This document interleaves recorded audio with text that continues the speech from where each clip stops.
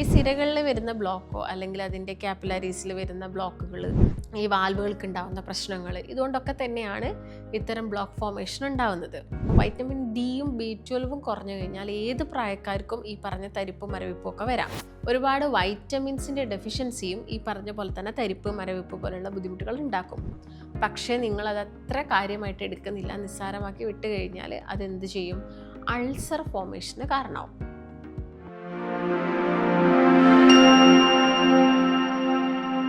നമസ്കാരം, ഞാൻ ഡോക്ടർ ഭാഗ്യ, Q1B health കെയറിലെ Ayurveda ഡോക്ടറാണ്. ഇന്നത്തെ വീഡിയോയിൽ നമ്മൾ ഡിസ്കസ് ചെയ്യുന്നത് ഈ കൈകാലുകൾക്ക് ഉണ്ടാവുന്ന തരിപ്പ്, മരവിപ്പ്, ഇത്തരം പ്രശ്നങ്ങളൊക്കെ ആളുകളിൽ വരാനുള്ളൊരു പ്രധാനപ്പെട്ട കാരണം അവരുടെ കൈകാലുകളിലൊക്കെ ഈ ഒരു വെയിൻസ് ഉണ്ട്, സിരകളുണ്ട്. അതിനകത്തുള്ള കാപ്പിലറീസ്, അതായത് ബ്ലഡ് പോകുന്ന ആ ഒരു ഏരിയയിൽ ചെറിയ ചെറിയ ബ്ലോക്കുകളൊക്കെ ഫോം ചെയ്യുന്ന സമയത്താണ് ഇങ്ങനെ കൈകാലുകളിൽ എന്താവുന്നത്, കയപ്പ് പോലുള്ള പ്രശ്നങ്ങൾ വരുന്നത്, തരിപ്പ് വരുന്നത്, മരവിപ്പ് വരുന്നത്, അങ്ങനെ ഒരുപാട് ബുദ്ധിമുട്ടുകൾ ഉണ്ടാവുന്നത്. ഇത്തരം സാഹചര്യങ്ങളിൽ നമ്മൾ നോർമലി കുറച്ച് ശ്രദ്ധിക്കേണ്ട കാര്യങ്ങളുണ്ട്. അപ്പോൾ അതാണ് നമ്മൾ പ്രധാനമായിട്ടും ഡിസ്കസ് ചെയ്യുന്നത്. നമ്മൾ പ്രധാനമായിട്ടും നോക്കുകയാണെങ്കിൽ ഒരുപാട് വൈറ്റമിൻസിൻ്റെ ഡെഫിഷ്യൻസിയും ഈ പറഞ്ഞ പോലെ തന്നെ തരിപ്പ് മരവിപ്പ് പോലുള്ള ബുദ്ധിമുട്ടുകൾ ഉണ്ടാക്കും. അതിപ്പോൾ നമ്മൾ വൈറ്റമിൻ B12 എടുക്കുന്നു, അതുപോലെ തന്നെ B6, B7 പോലുള്ള വൈറ്റമിൻസ് ഒക്കെ കുറഞ്ഞു കഴിഞ്ഞാൽ നമുക്ക് ഇത്തരം തരിപ്പുകളൊക്കെ അനുഭവപ്പെടാം.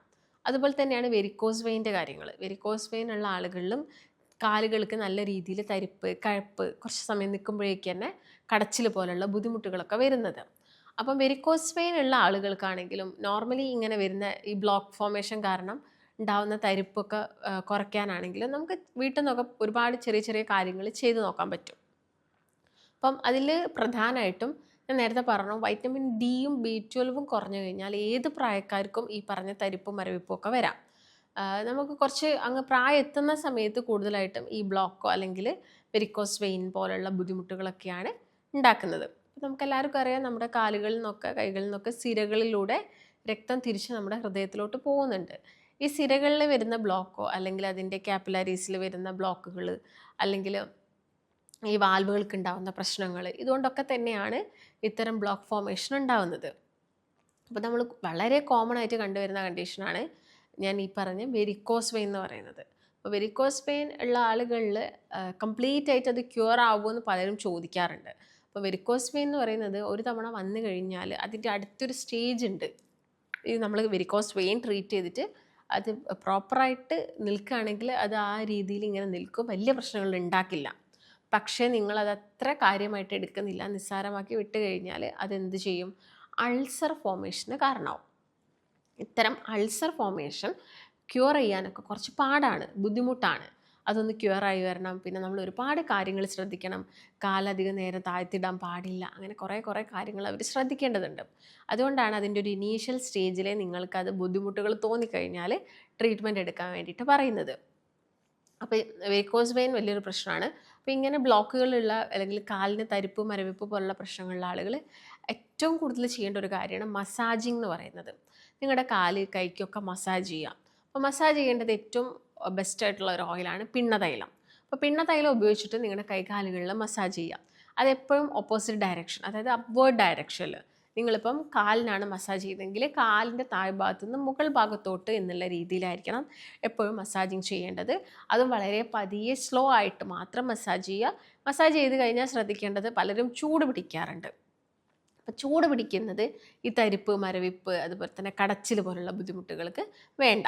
നമുക്ക് വേദന വരിക അല്ലെങ്കിൽ നമുക്ക് നീർക്കെട്ടുണ്ടാവുക, അത്തരം സാഹചര്യങ്ങളിൽ കണ്ടീഷൻ നോക്കിയതിന് ശേഷം മാത്രമാണ് നിങ്ങൾ എന്ത് ചെയ്യേണ്ടത്? ഈ ചൂട് പിടിക്കേണ്ടതും ഒക്കെ ചെയ്യേണ്ടത്. പിന്നെ മസാജ് ചെയ്യുന്ന സമയത്താണെങ്കിലും വളരെ പതിയെ മാത്രം ചെയ്യാൻ. നമ്മുടെ സിരകളെ ആണെങ്കിലും കാലുകളെ ആണെങ്കിലും അല്ലെങ്കിൽ സൂപ്പർഫിഷ്യൽ ഡീപ്പ് വെയിൻസിനെ ഒന്നും തന്നെ നമ്മൾ എന്താക്കരുത്, കൂടുതൽ ഇറിറ്റേറ്റ് ചെയ്യാൻ പാടില്ല. അപ്പോൾ വളരെ പതിയെ മാത്രം എന്ത് ചെയ്യാം, മസാജ് ചെയ്ത് കൊടുക്കുക കാലിന്.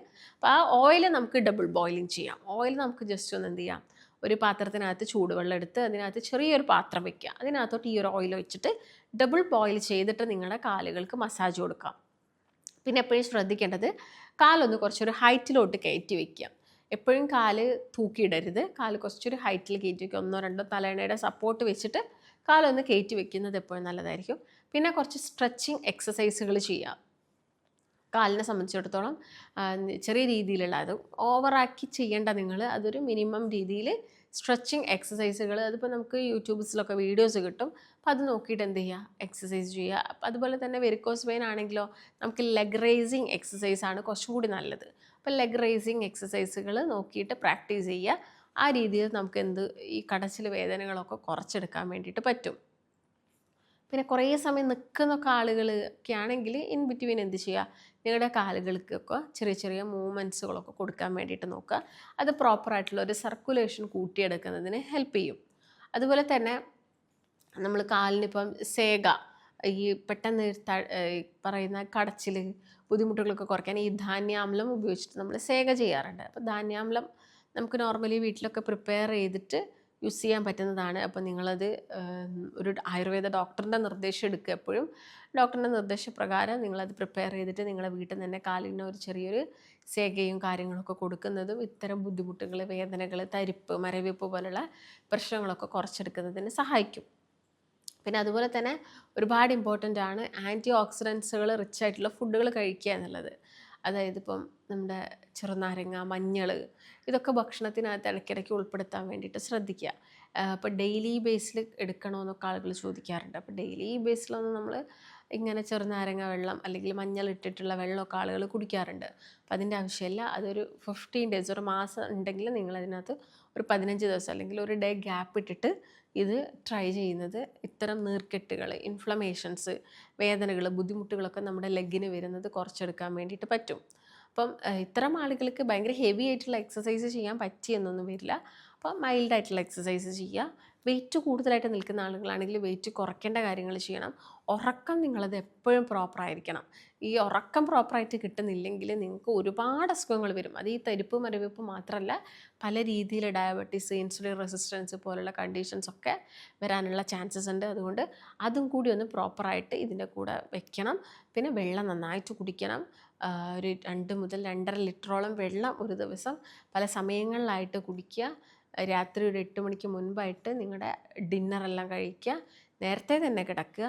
ഇതൊക്കെ നമുക്ക് റെഗുലർ ആ ഒരു ആക്ടിവിറ്റീസിൽ നമ്മൾ ഉൾപ്പെടുത്തേണ്ട കാര്യങ്ങളാണെങ്കിൽ മാത്രമാണ് പല അസുഖങ്ങളും വരുന്നത് ഒക്കെ നമുക്ക് പ്രിവെൻറ്റ് ചെയ്യാൻ സാധിക്കുള്ളൂ.